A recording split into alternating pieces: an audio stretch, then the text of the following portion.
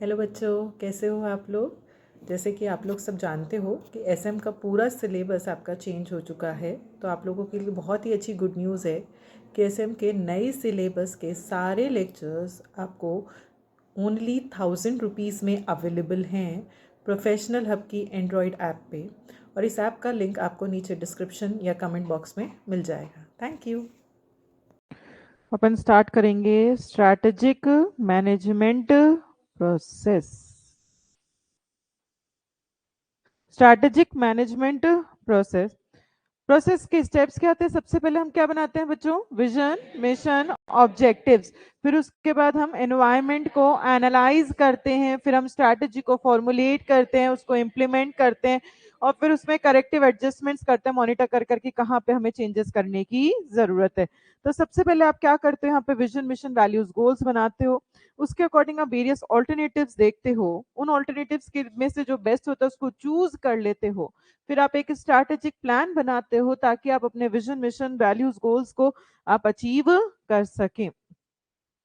जो strategic management process होता है वो बहुत डायनेमिक और कंटिन्यूस प्रोसेस होता है। अगर किसी भी एक एलिमेंट में कुछ भी चेंज होता है तो आपको सारे में चेंजेस करने पड़ते हैं। जैसे इसमें एग्जांपल दिया था, अगर इकोनॉमी में कोई भी शिफ्टिंग हो गई तो वो आपको उसकी वजह से अपने लॉन्ग टर्म ऑब्जेक्टिव्स को भी चेंज करना पड़ सकता है। अगर कॉम्पिटिटर की कोई स्ट्रैटेजी चेंज हो गई तो हो सकता है मुझे मेरा मिशन, विजन को भी चेंज करना पड़े। तो फॉर्मुलेशन, इंप्लीमेंटेशन ये वन टाइम एक्टिविटी नहीं है, ये कंटिन्यूस एक्टिविटी है। बार बार हमें ये करना पड़ता है। तो अब हम स्टेजेस पढ़ेंगे, स्टेप्स रिवाइज करेंगे। क्या स्टेप्स होती हैं? सबसे पहला स्टेप था कि हम विजन बनाते हैं, मिशन बनाते हैं और गोल्स बनाते हैं। फिर हम एनवायरमेंट और ऑर्गेनाइजेशन को एनालाइज करते हैं, फिर स्ट्रैटेजी को फॉर्मुलेट करते हैं, फिर इंप्लीमेंट करते हैं और फिर उसका कंट्रोल करते हैं। तो सबसे पहले strategic, vision, mission and objective. Company सबसे पहले डिसाइड करेगी कि मेरी डायरेक्शन पाथ कौन सी होगी, मुझे कौन सी पाथ को फॉलो करना है। मार्केट में जो चेंजेस आ रहे हैं, इन changes in product, market, technology, उन चेंजेस को मैं कैसे अडॉप्ट करूं ताकि मैं मेरी करंट पोजीशन और फ्यूचर पोजीशन को और इंप्रूव कर सकूं।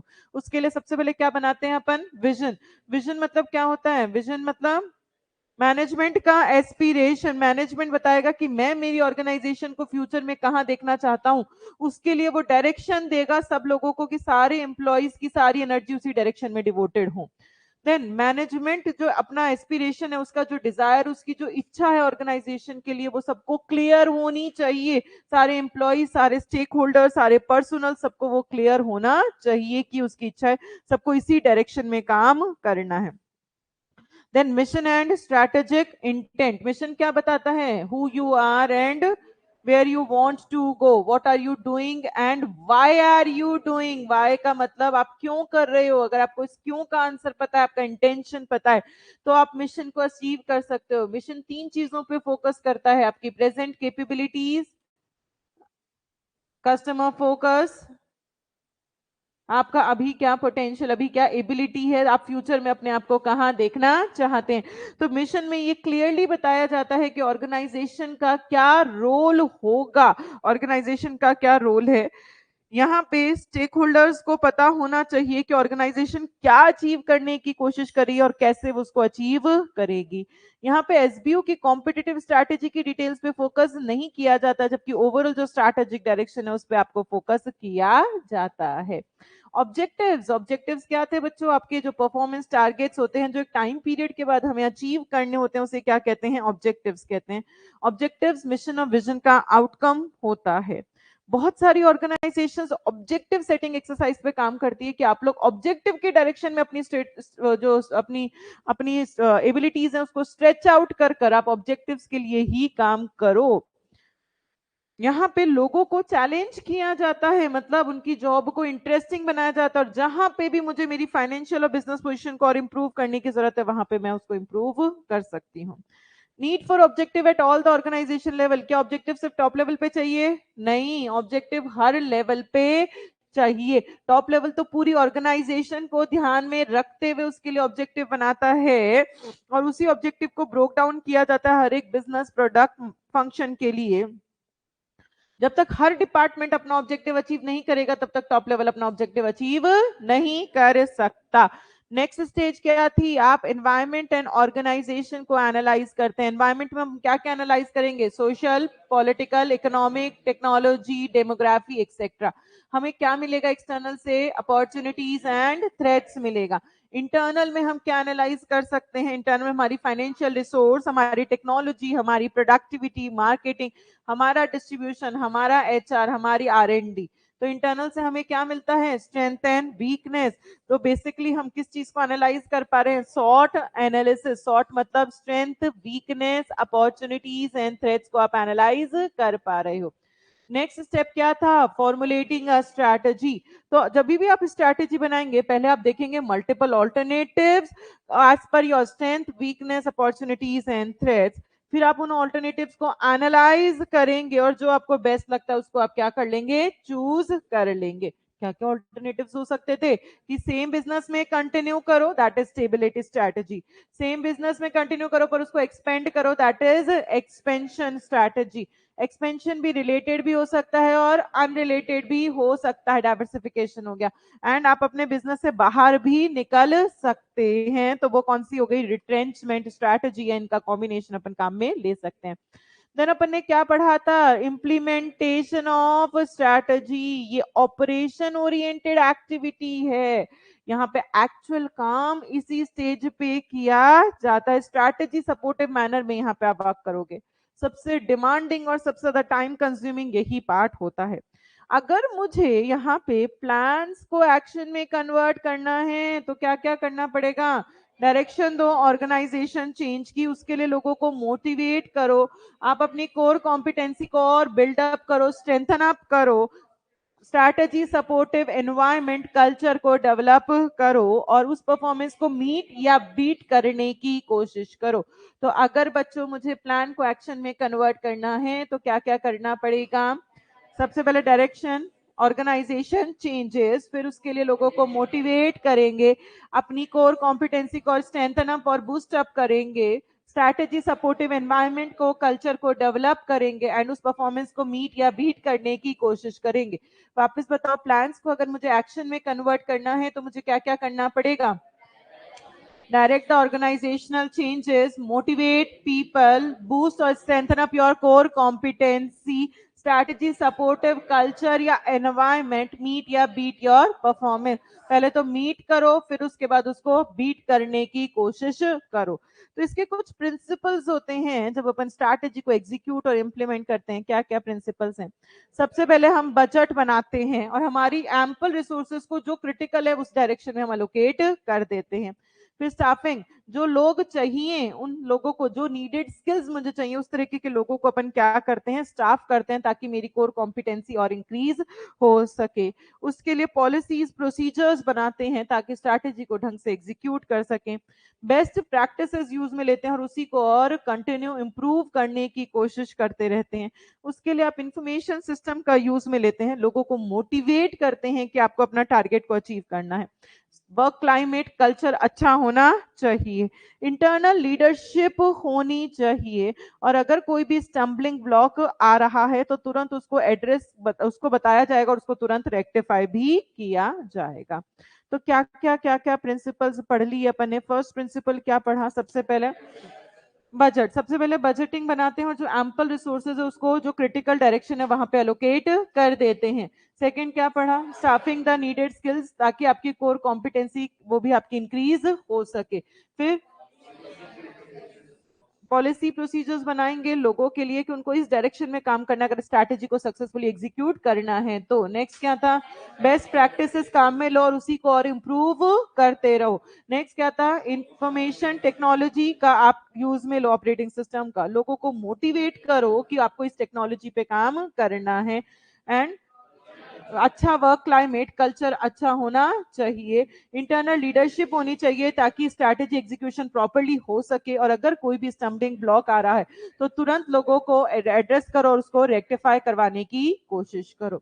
वापस बताओ बच्चों, प्लान को अगर मुझे एक्शन में कन्वर्ट करना है तो मुझे क्या क्या करना पड़ेगा, direct organisation changes, motivate people, strength your core competency, strategy supportive climate या कल्चर एंड बीट या meet your performance targets. Principle क्या आते हैं स्ट्रैटेजी इंप्लीमेंटेशन के? पहले आप बजट्स बनाते हैं, पूरा पूरा बोलेंगे, बजट बनाते हैं और एम्पल रिसोर्सेज को क्रिटिकल एरिया में अलोकेट कर देते हैं। सेकंड क्या था? स्टाफिंग करते हैं नीडेड स्किल्स के साथ ताकि मेरी कोर कॉम्पिटेंसी इंप्रूव हो सके। देन पॉलिसी प्रोसीजर्स बनाते हो ताकि वो ढंग से स्ट्रैटेजी को एग्जीक्यूट कर सके। फोर्थ पॉइंट क्या था? बेस्ट प्रैक्टिसेस काम में लेते हो और उसी को और इम्प्रूव करने की कोशिश करते रहते हो। फिफ्थ क्या था? आईटी इंफॉर्मेशन टेक्नोलॉजी का आप यूज में लो, फिर लोगों को मोटिवेट करो कि लोग उससे उस इंफॉर्मेशन टेक्नोलॉजी पे काम कर सकें। इंटरनल वर्क क्लाइमेट कल्चर अच्छा होना चाहिए। एंड लास्ट क्या था? इंटरनल लीडरशिप होना चाहिए ताकि स्ट्रैटेजी ढंग से एग्जीक्यूट इंप्लीमेंट हो सके। एंड स्टम्बलिंग ब्लॉक्स अगर कोई आ रहे हैं तो तुरंत उसको एड्रेस और रेक्टिफाई किया जा सके।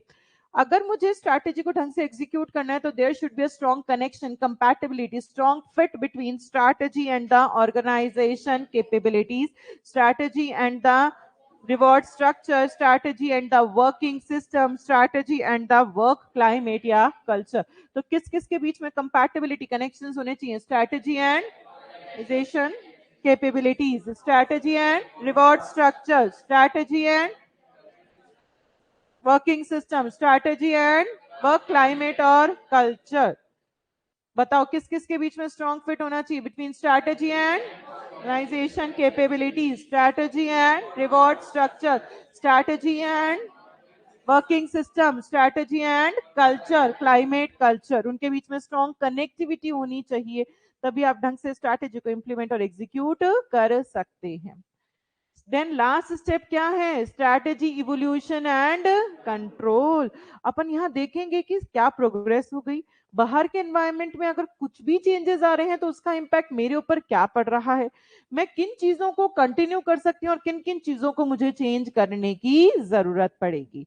अगर सब कुछ वेल मैच्ड है, ठीक ठाक चल रहा है, तो जो प्लान आपने किया था, जैसा आप काम कर रहे हो उसी के वैसे ही काम करते चलो, कुछ भी चेंज करने की जरूरत नहीं है। आप उसी को और इम्प्रूव करो ताकि आपको ज्यादा वो अच्छा मिल सके। अगर कोई डिस्ट्रप्टिव चेंजेस आ रहे हैं तो पता लगाओ कि कहाँ पे गड़बड़ आ रही है। डाउनटर्न, अगर मार्केट पोजीशन डाउनटर्न आ रही है तो क्यों आ रही है? क्या मैंने बनाई अच्छी नहीं थी या इंप्लीमेंट सही नहीं की थी?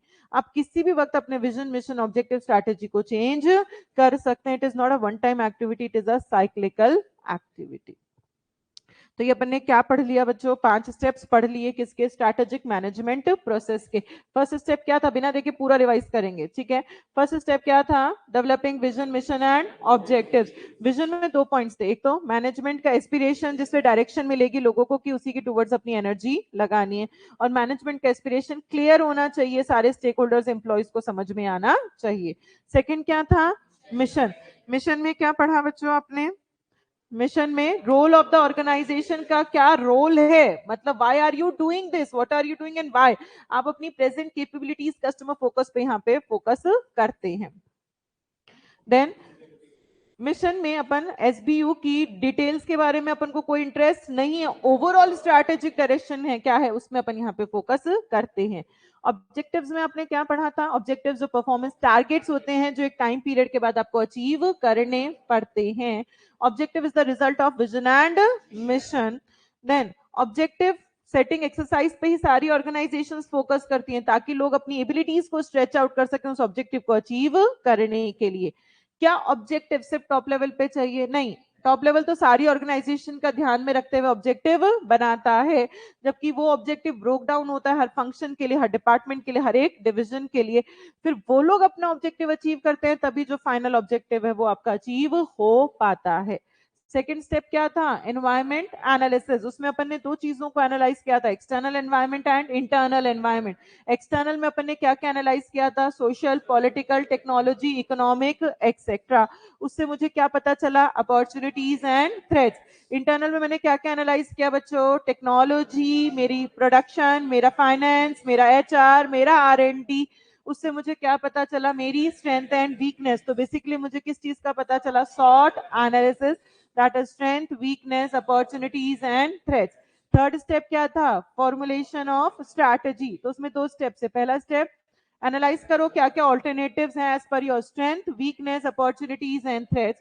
फिर आप उनको जो बेस्ट लगता है उसको आप चूज कर लो। उसमें 4 ऑल्टरनेटिव्स बताए थे। फिर नेक्स्ट क्या था, इम्प्लीमेंटेशन ऑफ स्ट्रैटेजी, ये एक्शन ओरिएंटेड एक्टिविटी है, ऑपरेशन ओरिएंटेड एक्टिविटी है, एक्चुअल काम यहाँ पे किया जाता है, सबसे ज्यादा टाइम कंज्यूमिंग यही एक्टिविटी है।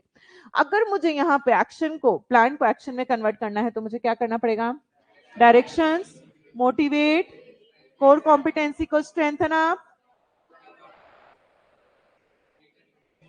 बीट और meet your performance targets. Principles क्या क्या थे, पहले बजट बनाते थे और एम्पल रिसोर्सेज को क्रिटिकल डायरेक्शन में एलोकेट करते थे। सेकेंड, साफ करते थे नीडेड स्किल्स को ताकि कोर कॉम्पिटेंसी और इंप्रूव हो सके। देन बेस्ट पॉलिसी प्रोसीजर्स बनाते थे कि वो उसको ढंग से इंप्लीमेंट कर सके। देन बेस्ट प्रैक्टिसेस काम में लेते थे और उसी को इंप्रूव करते थे। देन आईटी, इंफॉर्मेशन टेक्नोलॉजी का यूज में लेते थे, लोगों को मोटिवेट करते थे कि आप लोग इंफॉर्मेशन टेक्नोलॉजी का यूज में लो। वर्क क्लाइमेट कल्चर आपका सपोर्टिव होना चाहिए और इंटरनल लीडरशिप होना चाहिए ताकि स्ट्रैटेजी एग्जीक्यूशन सफिशिएंटली हो सके। एंड अगर कोई स्टम्बलिंग ब्लॉक आ रहा है तो तुरंत उसको एड्रेस और रेक्टिफाई किया जा सकता था। देन इसके अगर इसके बीच में स्ट्रॉन्ग कनेक्टिविटी किस किस के बीच में होना चाहिए, between strategy and capability, strategy and reward structure, strategy and working system, strategy and climate और culture. लास्ट स्टेप क्या था, इवोल्यूशन एंड कंट्रोल। यहाँ हम देखेंगे हम कितना प्रोग्रेस कर चुके, बाहर में कोई चेंजेस हो रहे हैं तो उसका मेरे ऊपर क्या इम्पैक्ट पड़ रहा है, मेरे को किस चीज को कंटिन्यू करना और किस चीज को मुझे चेंजेस करने की जरूरत है। अगर सब कुछ ठीक है तो गो विथ योर स्ट्रैटेजी, जो चल रहा है उसी को चलते रहने दो, बस उसी को और इम्प्रूव कर दो। पर अगर कोई डिस्ट्रप्टिव चेंजेस आ गए तो पता लगाओ ये चेंजेस क्यों आए, क्या मैंने बनाई अच्छी नहीं थी या इंप्लीमेंट सही नहीं की थी। आप किसी भी टाइम अपना विजन, मिशन, ऑब्जेक्टिव, स्ट्रैटेजी को चेंजेस कर सकते हैं। It is not a one time activity, it is a cyclical activity. Clear है बच्चों? देन नेक्स्ट टॉपिक है अपना, दैट इज स्ट्रैटेजी फॉर्मुलेशन। इसके अंदर अपन पढ़ेंगे कॉर्पोरेट स्ट्रैटेजी। जो भी चीजें आप करते हो towards the success of your organisation, वो सब चीजें कॉर्पोरेट स्ट्रैटेजी के अंदर आ जाती हैं। दो तरह के प्लान्स होते हैं, operational and strategic. Strategic plans जो होते हैं वो टॉप लेवल के लिए बनाए जाते हैं, as per your strength, weakness, opportunity, threats को देखकर टॉप लेवल वो प्लान्स बनाता है।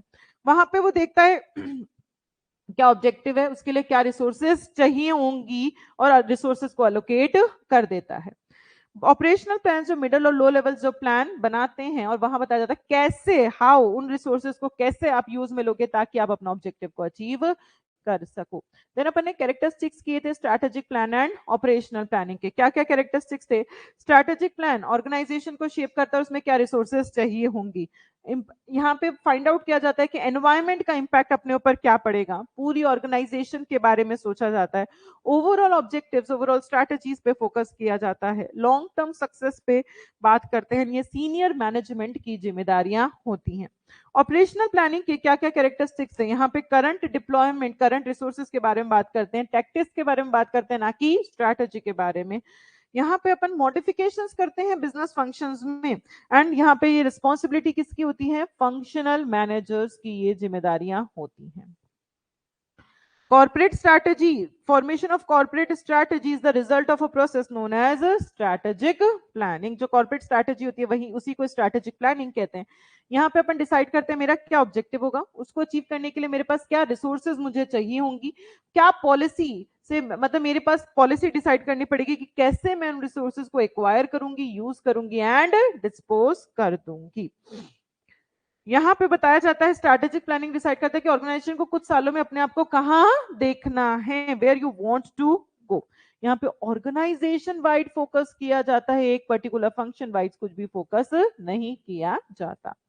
Then strategic uncertainty and how to deal with it. Uncertainty का मतलब क्या होता है बच्चों? अनप्रिडिक्टेबिलिटी होता है कि फ्यूचर है, फ्यूचर अनप्रिडिक्टेबल है, कभी भी कुछ भी हो सकता है, किसी भी चीज में कुछ भी चेंजेस आ सकते हैं, आपके मार्केट में, टेक्नोलॉजी में, कंपटीशन में, एक्सेट्रा।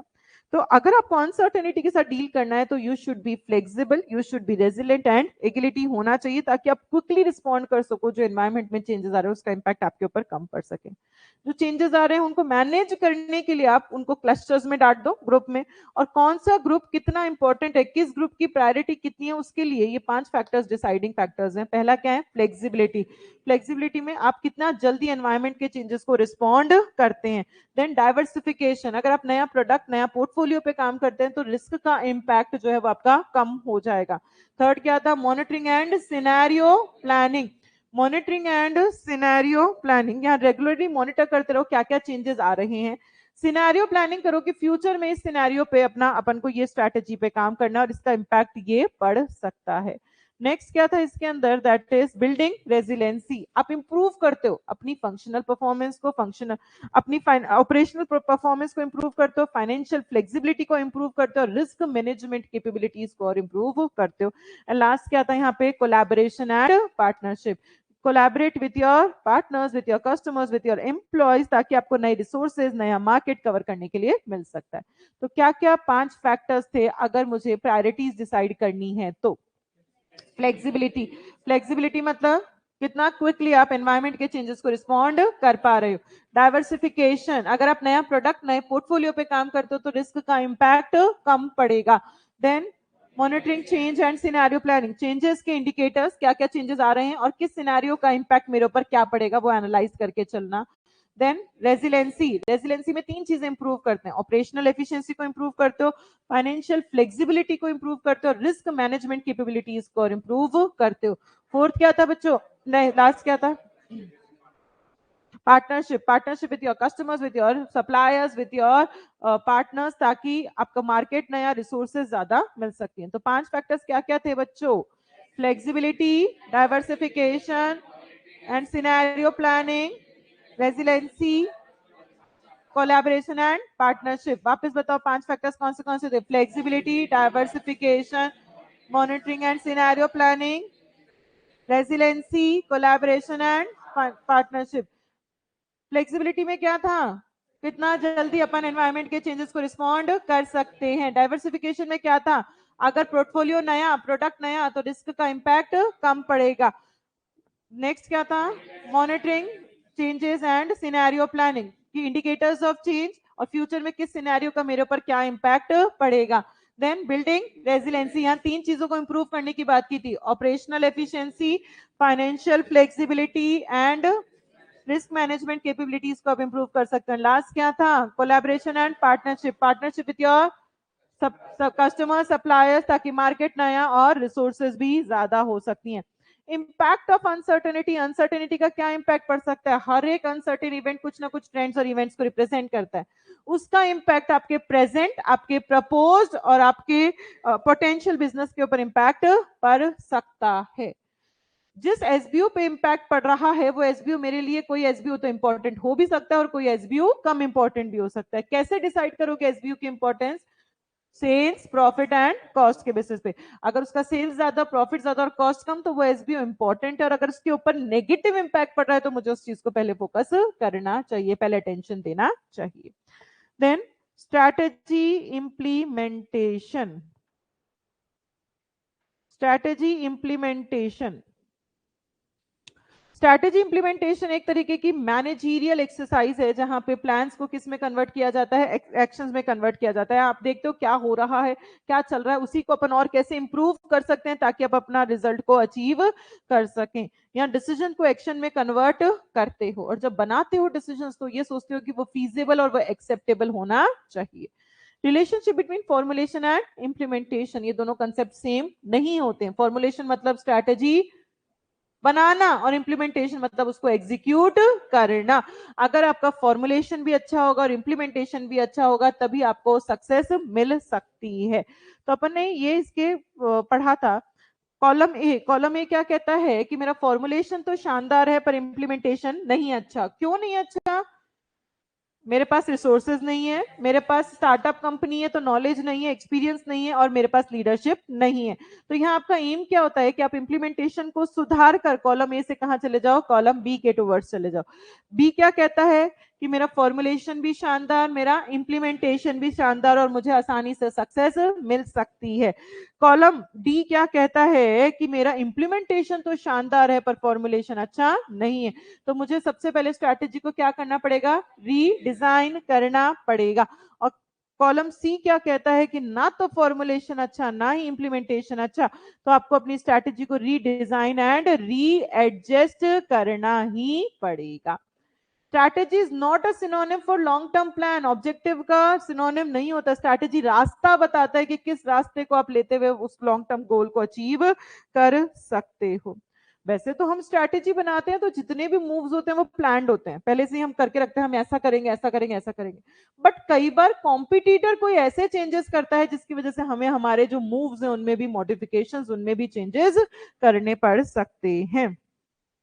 अगर किसी ऑर्गेनाइजेशन के पास स्ट्रैटेजिक डायरेक्शन नहीं है तो वो अगर कोई भी दिक्कत आ रही है तो तुरंत कॉस्ट कटिंग में शुरू कर देता है, अपने डिपार्टमेंट्स को बंद करना शुरू कर देता है। तो यहाँ पे फोकस किस पे किया जा रहा है? एफिशिएंसी पे, ना कि इफेक्टिवनेस पे। एफिशिएंसी क्या होता है? इंट्रोस्पेक्टिव, मतलब इंटरनल ऑर्गेनाइजेशन के बारे में बात की जाती है। और इफेक्टिवनेस क्या होता है? Connectivity with your organisation and environment. Efficiency की जिम्मेदारी किसकी? Operational manager. और इफेक्टिवनेस की जिम्मेदारी किसकी? Strategic manager. जो टॉप लेवल मैनेजर होता है उसका ये एम होता है कि मेरा गोल अचीव होना चाहिए, और जो एक्चुअल में वर्किंग कर रहे हैं उनका ये गोल होता है कि हमारे को मिनिमम इनपुट से मैक्सिमम आउटपुट को अचीव करना है। Cell 1 is the best stage, thrive stage, success है। यहाँ जो चाहा था वो मिल गया और मिनिमम इनपुट के साथ आपको वो मिल गया। सेल 2 और सेल 4 कौन सी स्टेजेस हैं बच्चों? डूम्ड वाली स्टेजेस हैं। यहाँ अपन चाहे अपन एफिशिएंट हो चाहे इनएफिशिएंट हो, बट हम क्या है? इनइफेक्टिव। हम जो चाह रहे हैं वो हमें अचीव नहीं हो पा रहा है। Cell 3 is better place than cell 2। क्यों? क्योंकि हम एटलीस्ट सरवाइव कर पा रहे हैं, चाहे हमारे इनपुट ज्यादा लग रहे हो, चाहे मेरी रिसोर्सेज ज्यादा लग रही हो, पर जो मैंने चाहा था वो मुझे ऑब्जेक्टिव अचीव हो पा रहा है। फिफ्थ अटेम्प्ट में सीए बनना is much more better than CA नहीं बनना। चाहे कुछ भी कर लो, आपको सब कुछ आता है, रटी रटाइए किताबें, किताबें दिमाग में छपी हुई है, तो रिसोर्सेज तो आपने एफिशिएंटली यूटिलाइज कर ली, पहले अटेम्प्ट में ही छप गई थी किताब दिमाग में। बट अगर मैं मेरा सीए ही नहीं बन पा रही तो उससे बेटर क्या है? धीरे धीरे एक सब्जेक्ट पढ़कर आप 5-6 अटेम्प्ट में अगर सीए बन गए तो वो ज्यादा बेटर है। एक ही बार में आपने कंप्लीट याद कर लिया पर सीए नहीं बन पा रहे। हाँ जी बच्चों, सर्वाइवल के लिए नेसेसरी और सफिशिएंट कंडीशन कौन सी है? Effectiveness is the necessary and sufficient condition for survival, but efficiency is not the necessary and sufficient condition for survival. एक था थिंग राइट और एक था राइट थिंग। इफेक्टिव क्या था? Right thing. और एफिशिएंटी क्या था? थिंग राइट के बारे में बात की गई थी। देन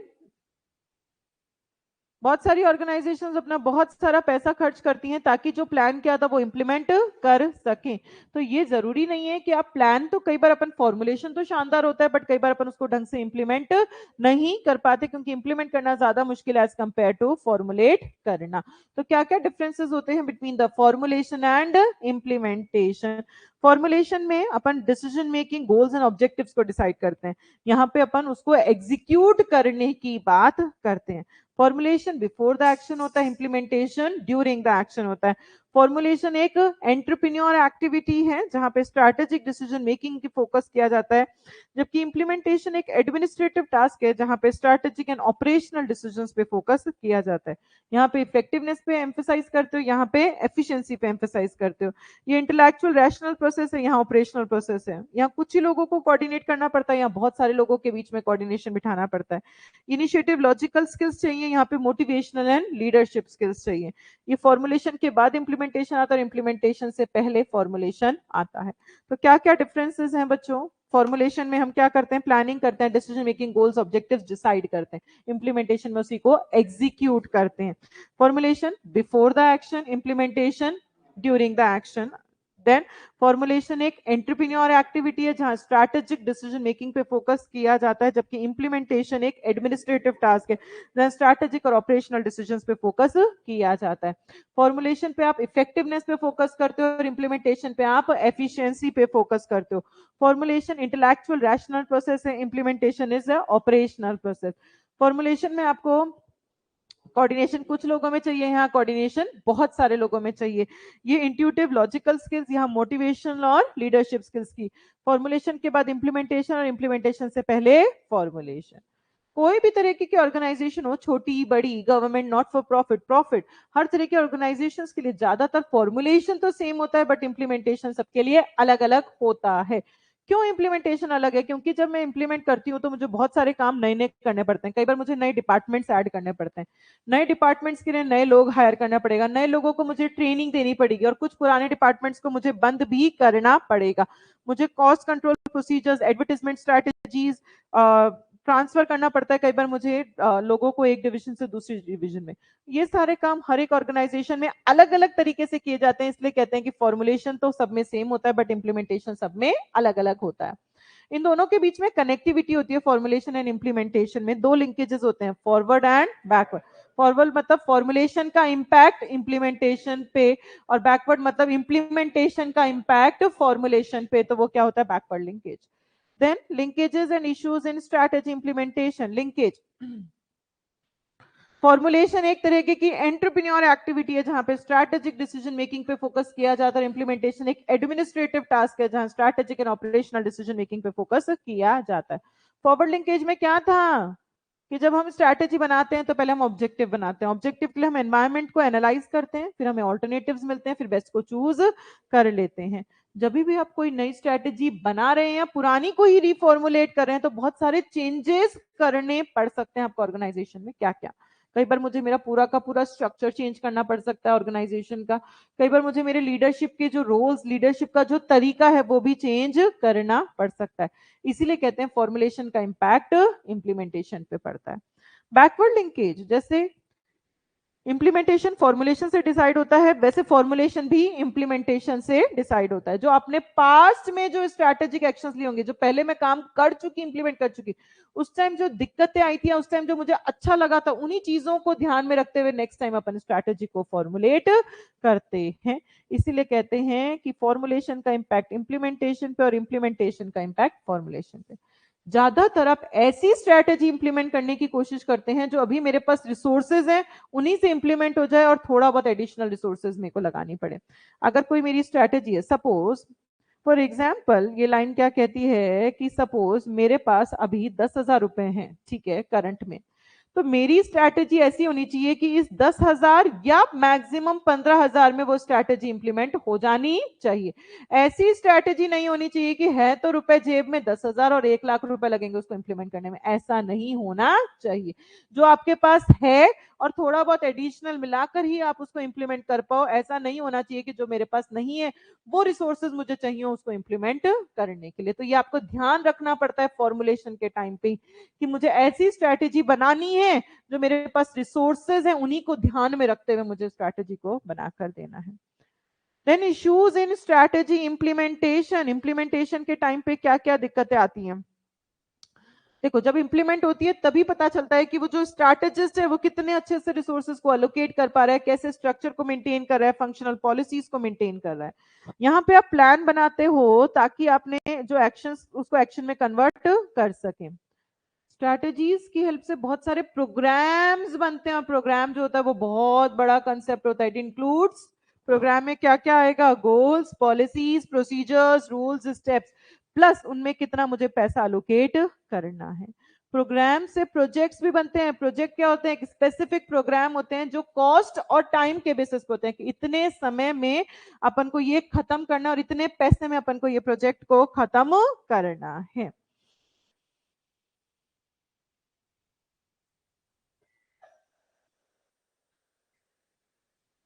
हेलो, हाँ जी, नमस्कार सर।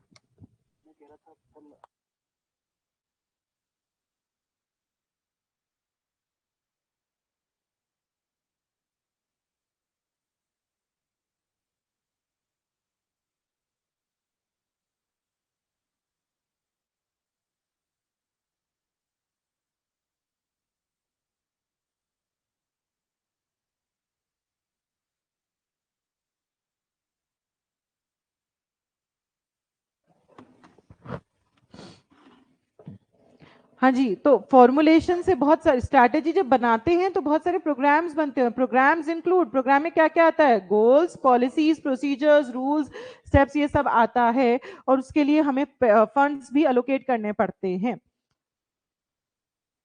प्रोग्राम से प्रोजेक्ट्स बनते हैं और प्रोजेक्ट्स होते हैं वो स्पेसिफिक प्रोग्राम्स होते हैं जो कॉस्ट और टाइम के बेसिस पे होते हैं कि इतने समय में और इतनी कॉस्ट में इतने बजट में हमें ये खत्म कर देना है। तो इम्प्लीमेंटेशन का मतलब ये नहीं है कि प्लान बना लिया, प्रोग्राम्स बना लिए, प्रोजेक्ट बना लिए, उनको रिसोर्सेज भी चाहिए। रिसोर्स एलोकेट करने के बाद मुझे स्ट्रक्चर भी डिफाइन करना पड़ेगा, मुझे फंक्शनल पॉलिसीज भी बतानी पड़ेंगी, ये सारा काम मुझे करना पड़ता है। तो क्या क्या इश्यूज आते हैं जब अपन स्ट्रैटेजी को इंप्लीमेंट करते हैं, क्या क्या इश्यूज आते हैं बच्चों? Project implementation, procedural implementation, resource allocation, structural implementation, functional implementation and behavioural implementation. बताओ क्या क्या दिक्कतें आती हैं? Project, procedure, resource, structure, functional and behaviour. वापस बताओ क्या क्या इश्यूज आते हैं? Project, procedure, resource, structure, function and behaviour implementation. ये सीक्वेंस में जरूरी नहीं है ये सारी दिक्कतें हैं, कुछ इश्यूज साथ साथ आते हैं, कुछ इश्यूज एक ही बार आते हैं और कुछ इश्यूज एक से ज्यादा बार भी आ सकते हैं। पर जब स्ट्रैटेजी फॉर्मुलेशन से इंप्लीमेंटेशन के टुवर्ड्स जाती है तो रिस्पॉन्सिबिलिटी शिफ्ट होती है फ्रॉम स्ट्रैटेजिस्ट टू फंक्शनल और डिविजनल मैनेजर। इसीलिए आपको हमेशा फंक्शनल और डिवीजन मैनेजर को फॉर्मुलेशन के टाइम से ही जोड़ के रखना चाहिए, तभी उनको समझ में आएगा कि क्यों वो लोग स्ट्रैटेजी बना रहे हैं और हमें वो ढंग से उसको इंप्लीमेंट कर पाएंगे। और जो स्ट्रैटेजिस्ट होता है, जो स्ट्रैटेजी बनाता है, उसको इंप्लीमेंटेशन के टाइम पे भी साथ देना चाहिए, वो देखना चाहिए कि सही स्ट्रैटेजी ढंग से इंप्लीमेंट हो रही है या नहीं हो रही। अगर एज अ सरप्राइज उनको पता चलेगी स्ट्रैटेजी तो वो उसको ढंग से इंप्लीमेंट नहीं कर पाएंगे। मैनेजमेंट में क्या क्या इश्यूज आती हैं जब भी अपन स्ट्रैटेजी को इंप्लीमेंट करते हैं? क्या क्या इश्यूज आते हैं? हमें कई बार पॉलिसीज को चेंज करना पड़ता है, रिसोर्स एलोकेशन को चेंज करना पड़ता है, एग्जिस्टिंग ऑर्गेनाइजेशन स्ट्रक्चर को भी आपको ऑल्टर या उसको चेंजेस करने पड़ते हैं, रिवॉर्ड इंसेंटिव्स प्लान चेंज करने पड़ता है, स्ट्रैटेजी सपोर्टिव कल्चर आपको डेवलप करना पड़ता है, अगर कई बार हमें डाउनसाइजिंग भी करना पड़ता है। इसीलिए आप मैनेजर्स और एम्प्लॉयज को शुरुआत से ही आप जब फॉर्मुलेट करो तब से उनको इन्वॉल्व रखो, उनको सब कुछ पता होना चाहिए ऑर्गेनाइजेशन में क्या चल रहा है क्या नहीं। जो स्ट्रैटेजिस्ट है वो भी पर्सनली कमिटेड होना चाहिए कि मेरी स्ट्रैटेजी ढंग से इंप्लीमेंट होनी चाहिए, उसके लिए वो लोगों को मोटिवेट करेगा। अगर उसने सिर्फ फॉर्मुलेट कर कर छोड़ दिया और इंप्लीमेंटेशन के टाइम पे उसने ध्यान नहीं दिया तो वो स्ट्रैटेजी ढंग से इंप्लीमेंट नहीं हो सकती।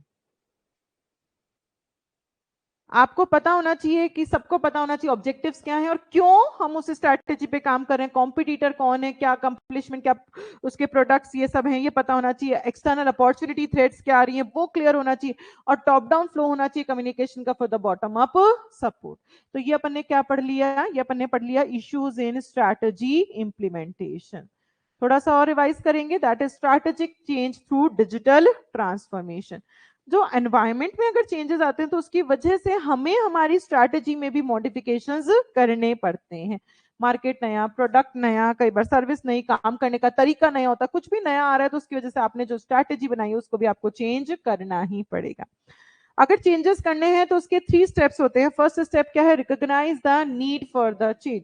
सबसे पहले आप देखो कल्चर का कौन सा पार्ट मेरे सपोर्ट में है मेरी स्ट्रैटेजी के और कौन सा पार्ट मेरी स्ट्रैटेजी के सपोर्ट में नहीं है।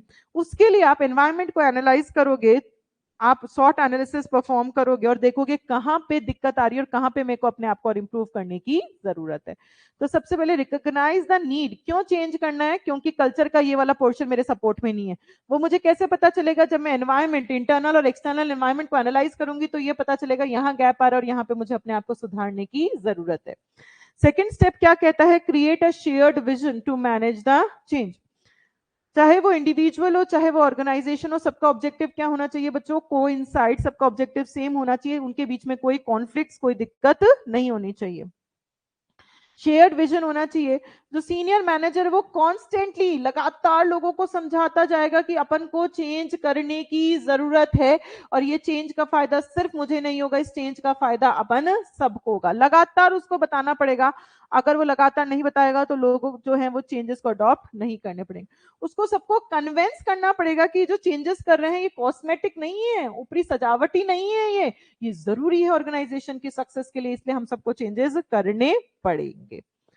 देन लास्ट स्टेप क्या है? Institutionalise the change. यहाँ एक्चुअली एक्शन में कन्वर्ट करते हो, जो चेंजेस आपने सोचे उसको एक्शन में कन्वर्ट करते हो, उसी के साथ चलते हो और पुराने को कंप्लीट हटा देते हो। सेल्फ रिन्यूअल, रेगुलरली मॉनिटर करते हो कि आफ्टर इफेक्ट्स ऑफ चेंजेस क्या क्या आए हैं। अगर कोई भी डिस्क्रिपेंसी या कोई भी डेविएशन, कुछ भी दिक्कत आ रही है तो तुरंत उसको एड्रेस करके उसको ठीक करने की कोशिश किया जाता है। चेंज को, कल्चर को चेंज होने में टाइम लगता है, वो तुरंत चेंज नहीं हो सकता। तो क्या क्या अपन स्ट्रैटेजी चेंज के प्रोसेस क्या क्या पढ़ लिए? फर्स्ट स्टेप क्या पढ़ा? Recognise the need for the change. उसमें क्या था कि हम देखेंगे कल्चर का कौन सा पोर्शन मेरे सपोर्ट में है और कौन सा पोर्शन मेरे सपोर्ट में नहीं है। ये कैसे पता चलेगा? थ्रू सॉट एनालिसिस, एक्सटर्नल और इंटरनल एनवायरनमेंट को एनालाइज कर ये पता लगाएंगे और ये देखेंगे कहाँ गैप आ रहा है और मुझे अपने आप को और इम्प्रूव कैसे करना है। सेकेंड स्टेप क्या कहता है बच्चों? Create a shared vision. Objective जो ऑर्गेनाइजेशन का वही मेंबर का ऑब्जेक्टिव होना चाहिए, दोनों के ऑब्जेक्टिव अलग अलग नहीं होने चाहिए। विजन जो है वो शेयर्ड होना चाहिए। सीनियर मैनेजर कॉन्स्टेंटली लगातार कम्युनिकेट करेगा, सबको बताता जाएगा चेंजेस करने जरूरी है, सबको कन्विंस करेगा कि जो चेंजेस हैं वो कॉस्मेटिक नहीं है, वो जरूरी है हम सबके लिए चेंजेस करना। लास्ट स्टेप क्या है? Institutionalise the change. उसको एक्चुअली एक्शन में कन्वर्ट कर दो, पुराने को कंप्लीट हटा दो, जो नया चेंज हुआ है उसको भी रेगुलरली मॉनिटर करते रहो कि आफ्टर इफेक्ट्स ऑफ चेंजेस क्या रहे हैं, और अगर उसमें भी कोई दिक्कत आ रही है तो तुरंत उसको एड्रेस कर उसको रेक्टिफाई करने की कोशिश करो। कल्चर को चेंज करना आसान नहीं है, उसमें समय लगता है कल्चर को चेंज होने में। Then Kurt Lewin model of change. अगर आपको चेंज को लास्टिंग करना है, बहुत लंबे समय तक चेंजेस को सस्टेन करना है, तो ये स्टेप्स फॉलो करने पड़ेंगे, कर्ट लुइन कहते हैं। पहला क्या है स्टेप आपका? Unfreezing the situation. यहाँ लोगों को अवेयर बताया जाएगा कि there is a necessity for change, change की जरूरत है, हमें चेंजेस को एक्सेप्ट करना ही पड़ेगा, उनको उसके लिए प्रिपेयर करते हैं। अगर चेंजेस एज अ सरप्राइज आप इंट्रोड्यूस करते हो तो उनका मोरल बहुत कम हो सकता है, उनका सोशल डिस्ट्रक्टिव हो सकती है वो चीजें के लिए। तो अनफ्रीजिंग मतलब लोगों को रेडी करवाना, लोगों को प्रिपेयर कराना कि भाई पुराने को छोड़ना पड़ेगा और नई चीजों को अपन को शुरू करना ही पड़ेगा। मैं कैसे लोगों को प्रिपेयर करूंगी? Through meetings, through hoardings, meetings, announcements, नए आइडियाज को कैसे अपन प्रमोट कर सकते हैं, ये सारे तरीके होते हैं। नेक्स्ट स्टेप क्या है? Changing to the new situation. जब लोग एक बार रेडी हो गए, अवेयर हो गए कि हाँ चेंज आने वाला है, हम सब रेडी हैं उस चेंजेस को अडॉप्ट करने के लिए, तब चेंजेस को अडॉप्ट करने के लिए 3 तरीके हैं। पहला एचसी केलमैन ने बताया है, कंप्लायंस। कंप्लायंस क्या था बच्चों? Reward punishment strategy. अगर आप अच्छा काम करते हो तो रिवॉर्ड, खराब काम करते हो तो पनिशमेंट। पनिशमेंट के डर से ही लोग अच्छा बिहेव करना शुरू कर देते हैं। नेक्स्ट क्या था? आइडेंटिफिकेशन, कि मैंने एक रोल मॉडल बताया, मैंने कहा कि ये जो रोल मॉडल है इसने चेंजेस को अडॉप्ट किया, तो आप लोग भी अपने चेंजेस को अडॉप्ट करो। थर्ड क्या है? इंटरनलाइजेशन, कि कई बार लोगों का थॉट प्रोसेस, माइंड रेडी नहीं होता चेंजेस को अडॉप्ट करने के लिए, चाहे वो कितना भी अच्छा क्यों ना हो। तो मैं लोगों को फ्रीडम दूंगी कि आपके पास आराम से समय है, आराम से सीखो, उस चीज को आराम से अडॉप्ट करो। एंड लास्ट क्या है? That is रीफ्रीजिंग। रीफ्रीजिंग मतलब नया, कुछ नया आ चुका, कंप्लीट पुराना हट चुका है, परमानेंटली हटा दो, उसको रेगुलरली मॉनिटर करते रहो अब सब कुछ सही चल रहा है या नहीं चल रहा।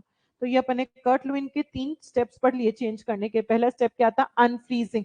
अनफ्रीजिंग लोगों को बताया जाएगा, अवेयर करवाया जाएगा कि there is a need, there is a necessity for the change, आप लोग सब रेडी हो जाओ, चेंज आने वाला है। अगर changes as a sudden, as a surprise आ गया तो उनका मोरल डाउन हो सकता है, सोशल डिस्ट्रक्टिव हो सकता है। मैं उनको कैसे बताऊंगी चेंजेस आने वाले हैं? थ्रू मीटिंग्स, अनाउंसमेंट्स, होर्डिंग्स लगाकर उनको बता सकते हैं। नेक्स्ट क्या था? Changing to a new situation. इसमें एचसी केलमैन ने 3 तरीके बताए हैं। पहला था कंप्लायंस, जहां रिवॉर्ड पनिशमेंट स्ट्रैटेजी काम में लेते हो। अगर आप अच्छा काम करोगे तो रिवॉर्ड, और खराब काम करोगे तो आपको क्या मिलेगा? पनिशमेंट मिलेगा। नेक्स्ट क्या था इसके अंदर? आइडेंटिफिकेशन, की एक रोल मॉडल बता दिया, आप उसको फॉलो करना चाहते हैं, मैंने बता दिया कि ये लोग ये भी चेंजेस को अडॉप्ट कर चुका है। नेक्स्ट क्या था? इंटरनलाइजेशन, कई बार मेरा थॉट प्रोसेस, दिमाग रेडी नहीं होता चेंजेस को अडॉप्ट करने के लिए, तो वहां पे फ्रीडम देंगे कि आपके पास फ्रीडम, आप आराम से धीरे धीरे नई चीजों को सीखो, नए बिहेवियर को आप आराम से अडॉप्ट करो, आपके ऊपर कोई प्रेशर नहीं है। देन लास्ट स्टेप क्या था? रीफ्रीजिंग। कंप्लीटली पुरानी चीज को हटा दो और कंप्लीटली नए चेंजेस पे काम करना शुरू कर दो, उन्हीं को मॉनिटर करो, अगर उसमें कोई चेंजेस करने हैं तो वो करेक्शंस करते रहो, आफ्टर इफेक्ट ऑफ चेंजेस को मॉनिटर करते रहो।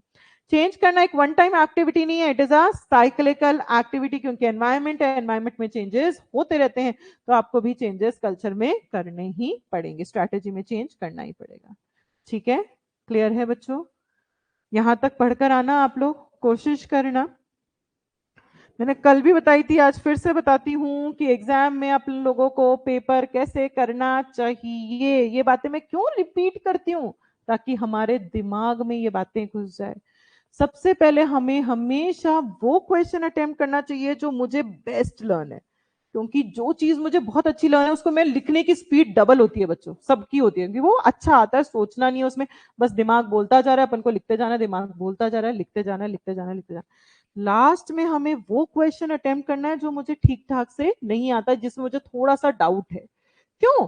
क्योंकि जब लास्ट तक वो क्वेश्चन अटेम्प्ट करूंगी आते आते तक, तो बच्चों मेरा माइंड ऑटोमेटिकली इतना शार्प हो जाएगा, इतना डेवलप हो जाएगा एग्जाम के टाइम पे, कि अपने आप ही आप वो वाला पेपर जो क्वेश्चन है वो अपने आप आपके दिमाग में उसका आंसर आ जाएगा और अपने आप उसको अच्छा आप लिख पाओगे, बेटर लिख पाओगे।